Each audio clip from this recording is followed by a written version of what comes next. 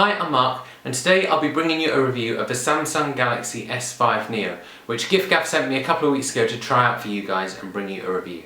The S5 Neo came out in August and retails at around £330, making it towards the top end of the mid-range phones you can get. The S5 Neo has a nice design, feels quite light and sits comfortably in your hand. On one side of the phone you have the power button, on the top you'll find a headphone jack, on the other side you'll find your volume controls, and then on the base you'll find a micro USB port.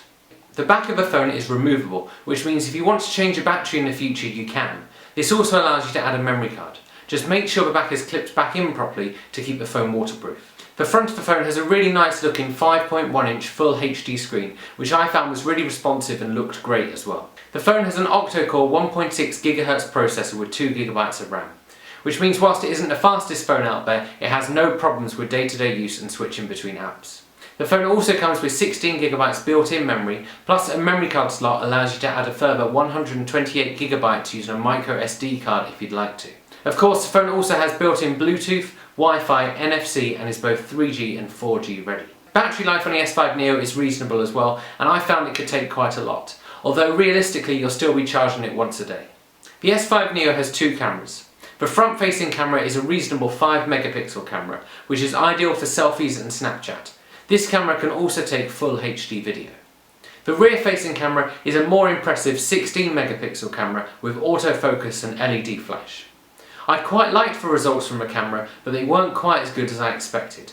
The rear-facing camera can also take full HD video, which looks good, but it didn't focus quite as quickly as some of the other phones that I've tried out. A nice addition to the phone is that it's IP67 dust and water resistant.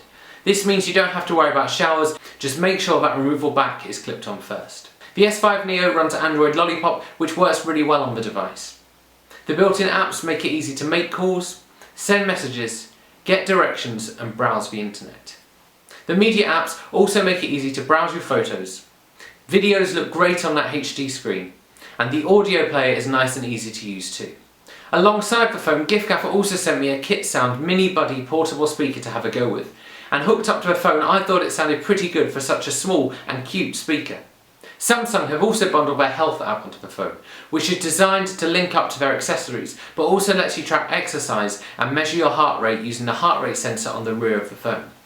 However, I found this sensor on the back of the phone really difficult to use.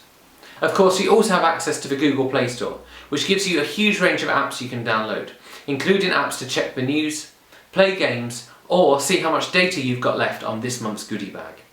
All in all, the Samsung Galaxy S5 Neo is a pretty good phone. It's got a really good looking screen and the waterproof feature is a nice thing to have. However, I did find the cameras were a little bit disappointing and the heart rate sensor incredibly frustrating to use. For those reasons, I give the Samsung Galaxy S5 Neo a 7 out of 10. I hope you found this review helpful. You can pick up the Samsung Galaxy S5 Neo on giffgaff now, and if you'd like the look of the little bumblebee speaker in the video, you can find that on phonegoodies.co.uk. And I will see you guys again soon.